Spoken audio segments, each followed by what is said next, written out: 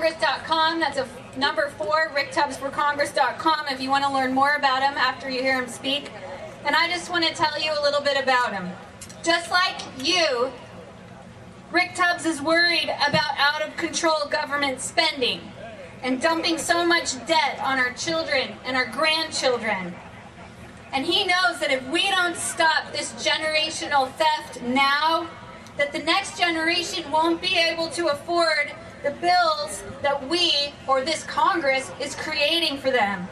And it's become abundantly clear that politicians like the 35-year incumbent George Miller obviously can't get the job done. We can all boo George Miller. Right, amen. Yeah, he's a socialist. It's time for us to retire George Miller and vote in a new representative that can solve the problems that our nation faces in the 21st century.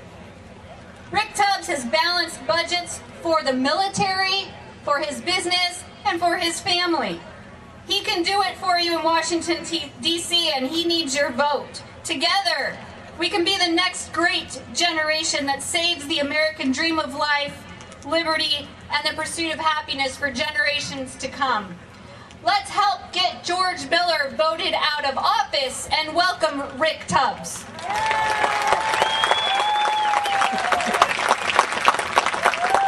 Thank you very much. Well, Stacy did such a good job, I'm done. No, thank you very much for coming out here, ladies and gentlemen. My name is Rick Tubbs, and I'm running for Congress in District 7 against George Miller. 35-year incumbent, as well as author of the Obamacare bill. So if we're going to repeal and replace that bill, it'd be great to repeal and replace George Miller. I'm going to talk about a couple things today to help this movement that we have going on here. I've been running for Congress for a little over a year now. I actually decided to run for Congress when it wasn't cool. When everybody was happy with Obama, when everybody was happy with George Miller, I knew that what was coming wasn't good. I did not realize how fast this would happen. I didn't realize that they would move so quickly and, really go against what America is all about so quickly that this type of gathering would be possible.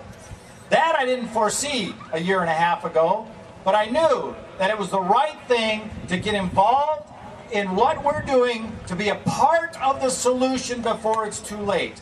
Little did I know how much people like me are needed right now. So, we are going to run against, we are running against George Miller, and we're doing just great.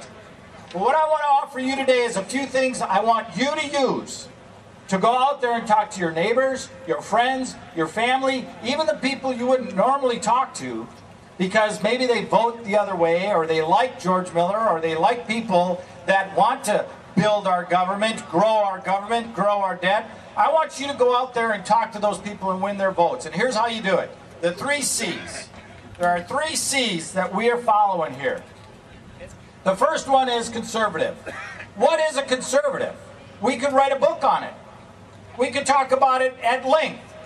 But it's simple. Conservative means limited government. Limited government means we have individual rights that the government cannot trample on. That's what being a conservative is, that you believe that. Second C, constitutional authority. That's where the limits come from on our government. Yes, go ahead and applaud that Constitution. You bet. That parchment has worked so well for so long. Why throw it under the bus now? Why say it's no longer applicable to today? It has worked so long. It is 5,000 years of human history, human lessons, and human effort to come together and put it all together on that piece of paper for a great form of government that has worked. Limited government, individual responsibility. Now the third C I want to give you today. Common sense. How do we solve our problems that make sense and actually work? But not just work for today, work for tomorrow. Our government is on so many unsustainable paths right now, whether it's the deficit, immigration, talk about California water. There are too many government policies that are just unsustainable and that are crushing our country, our freedom, our opportunity, our prosperity because of the weight of this burden that has been placed on us. That goes against common sense. We need to elect people out there that have the common sense to put together solutions that do work for all of America for today and tomorrow. Now I want to put this in some terms you can take away today and talk to your friends and your neighbors and people that might vote for the other guy in your race. I know not everybody in here is District 7, whether it's David Harmer, Gary Clift, there's lots of them out there. We've got Meg Whitman, Carly Fiorina, a lot of people out there that you're going to vote for or against or somebody else.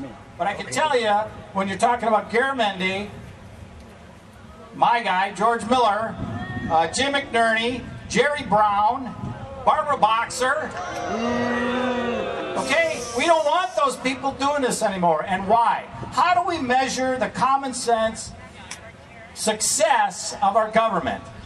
Ladies and gentlemen, these are two of my three children. I'll introduce you to Holly first, my 16-year-old. Come on up here, Holly. Flip that around. Now this is kind of an eye chart, meaning you need good eyes to read it. I don't want you to read all the words. Come by my booth later, read the words. Pretty much they say vote for somebody else, other than who's up there. But I want you to look at this small area over here, this gray. Those are the deficits during the 2000s. Now, we don't need to go over all the details. I'm a numbers guy. I had a math degree from Fresno State, down south from here. I love numbers. They're my friends. They don't lie. These are the deficits. On the left side, these are the deficits that we've experienced in 2009 and this year, $1.3 trillion, and the projection for the future. You can see from where you're sitting, even back there, hey, you folks at the Gary Clift tent, you can see this way back there, how awful this is.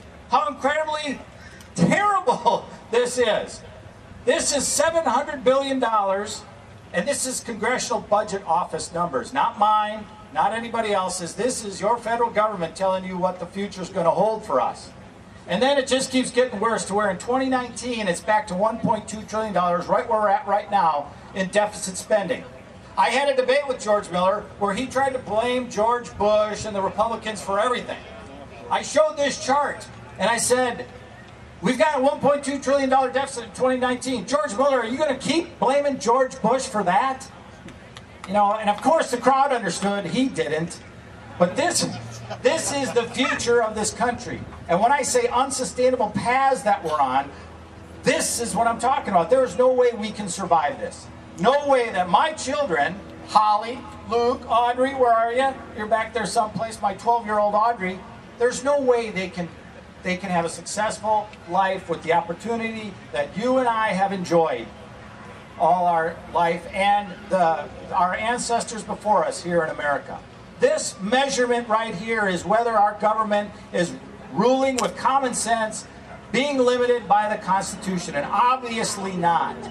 The reason I'm running, and so many of these other people that are not incumbents, is because we know we cannot survive that. We cannot allow this to happen. We need to do something about it, and we need to do it now.